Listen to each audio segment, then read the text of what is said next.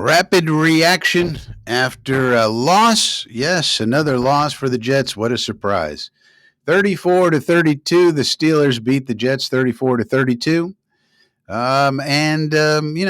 Surprisingly effective offense for the most part. Couldn't get it done there at the end. Hardly a surprise. But now, people are going to say we should have just kept Aaron Rodgers. I mean, when you look at what Rodgers did with this team, 22 out of 30, 244 yards, 4 touchdowns, no interceptions, did get sacked 4 times, so we brought the heat on him a few times. But for the most part, very effective. You're going to look at this game and go, why didn't you just keep Rodgers? Justin Fields played well. There's no doubt about it. Fields was 16 out of 22, 218 yards, 1 touchdown throwing, 2 more touchdowns on the ground. He ran 12 times for 48 yards and scored 2 touchdowns on the ground. The Jets did gain 182 yards on the ground. Wasn't good enough to win. And, Pittsburgh rushed for only 54 yards, and they still scored 34 points and won the ball game. So, kind of an annoying game in that there were multiple ways we could have won this game. Gibson had a key fumble.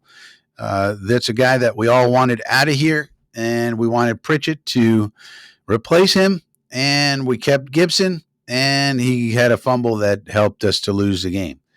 The main thing probably was the defense, not being good against the pass. I mean, there were multiple receivers wide open in the passing game.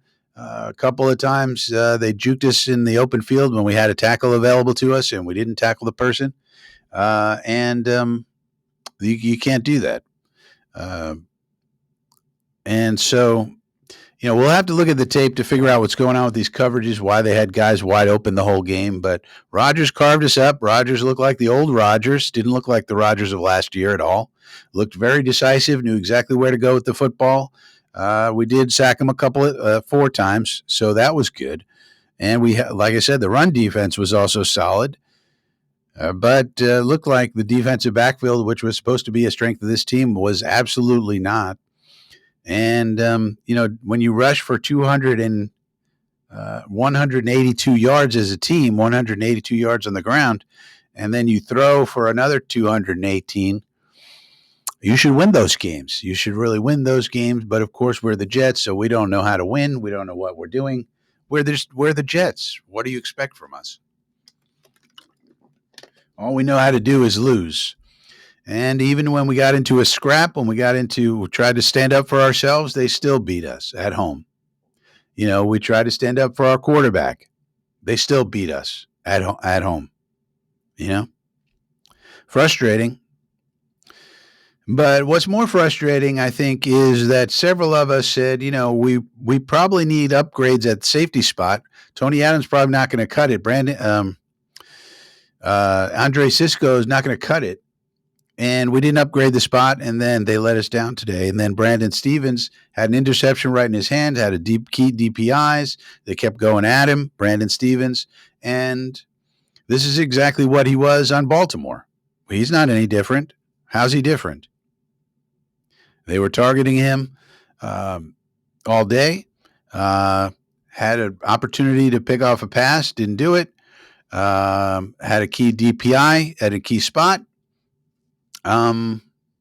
This is what Baltimore said. We don't want this guy on our team anymore.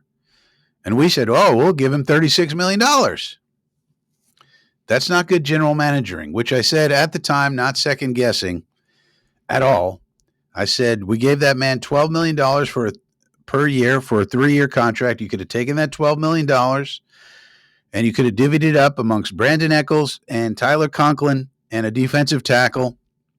Strengthened 3 positions, and because the contract was so large, it canceled out a comp pick of a 4th-round pick that we would have got for the Javon Kinlaw contract.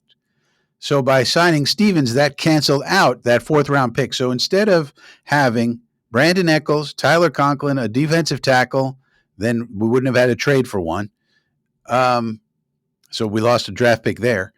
And a 4th-round pick would have been a 4th-round pick that got canceled out. Instead of all those things, we decided to go with Brandon Stevens, who doesn't turn his head, can't pick the ball off, and has DPIs all day and gets targeted all day by Aaron Rodgers, la-di-da down the field, bada boom, bada bing, no problem, knows exactly where to go. Where's Brandon Stevens? Throw it toward him.